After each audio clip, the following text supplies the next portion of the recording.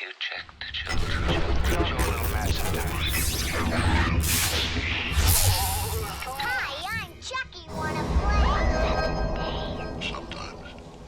That is better. You're gonna need a bigger boat.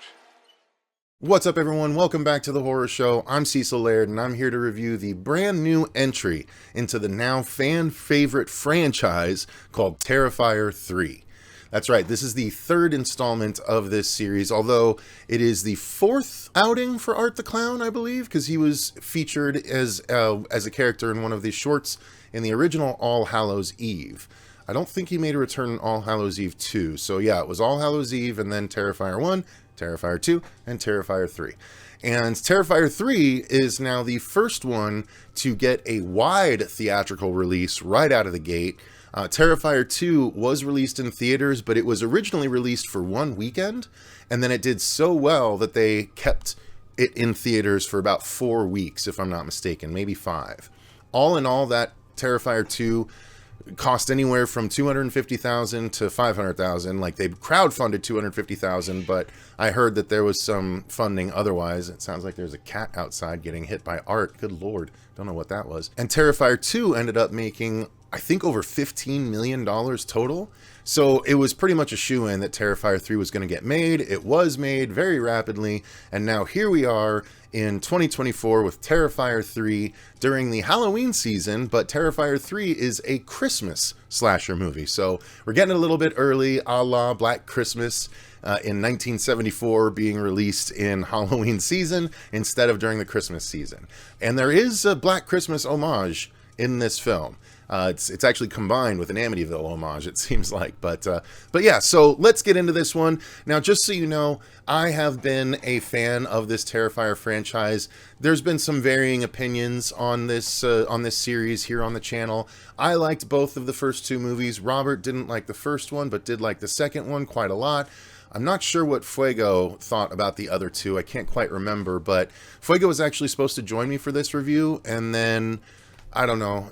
Unfortunately, he kind of goes incommunicado a lot, and out of the theater, he said, I don't think I can review this because I hated this movie.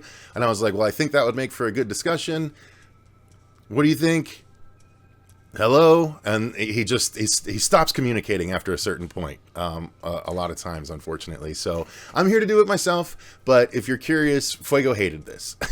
But, you know, film is subjective, and I very much did not hate this. I thought this was a entertaining ride, as long as you're okay with the heavy gore and the shocking situations, which I'm a fan of. That's part of why I liked the first one as much as I did. Yes, it was very light on story, but it was very heavy on the special effects, practical special effects no less, and gore. And so I was a big fan. And then Terrifier 2, Damien, the director, did a great job about making the characters a lot more deep than they were in the first film, creating some lore. He was a little self-indulgent with the time, because it was like a 2-hour and 30-minute movie that easily could have cut a good bit out of it, but it was still very entertaining and pushed the bar even further, or pushed the limit even further as far as what people had seen gore-wise in quite a while.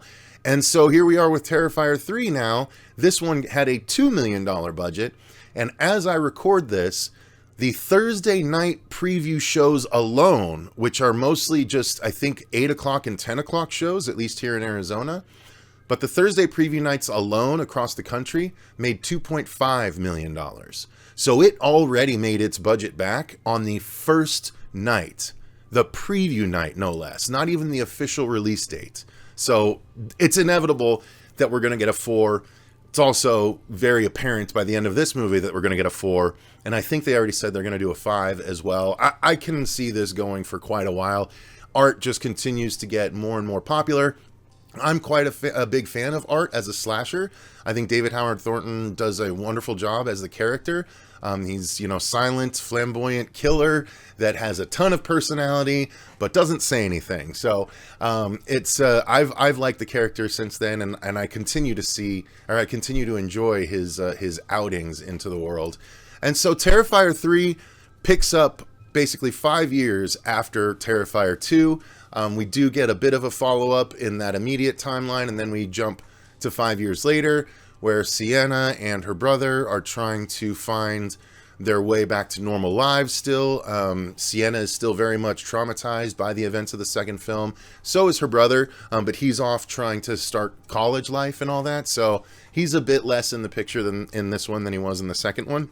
But we meet Sienna's, like another part of Sienna's family. It looks like maybe an older sister, or maybe her aunt, and then her daughter, who's a bit younger, and Sienna kind of becomes the the guardian of this little girl, the way she was the guardian of her brother in the first one. And so what happens when Art the Clown once again emerges and starts doing what he does best, which is killing folks of all shapes, sizes, ages, without any sort of bias one way or another, it seems. And when Sienna learns about it, what happens? How does she handle it? And how does it play out when they finally cross paths? So that's as much as I want to say about the story, because I don't want to spoil anything. But they did add a bit more to the lore, but there's still a lot of questions that are unanswered. Maybe a couple of new questions have been asked, while we've gotten answers to a couple of other questions that we might have had after the second movie. So Damien did a good job of building the lore and sort of making you curious about more while still giving you some reveals that are satiating you for the time being. I would have liked a little bit more in that arena, but we get a little bit of it, and he's doing it in an interesting way where he's giving these little hints as to what's going on and even showing us what's going on at times, but it's still vague. So it's giving us as the viewer, as the viewers, I should say, a lot of room to interpret on our side of things, which is fun. I like when they do that, filmmakers. And so the acting in this is good. Again, just like the second one, it ups the ante from the acting in the first one. I was actually a big fan of Victoria, I think is her character's name. The girl that was scarred in the first movie that appears briefly in the second movie. She has a more prominent role in this one, and I really liked her acting. I thought that actress did a really great job. I think it's actually a new actress this time around, but I could be mistaken on that. But I really liked what she did. She was one of the more interesting parts of this particular film.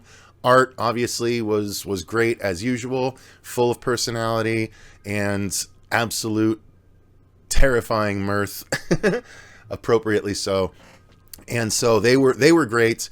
Sienna, Lauren Rivera did a fantastic job again. I think she's really talented.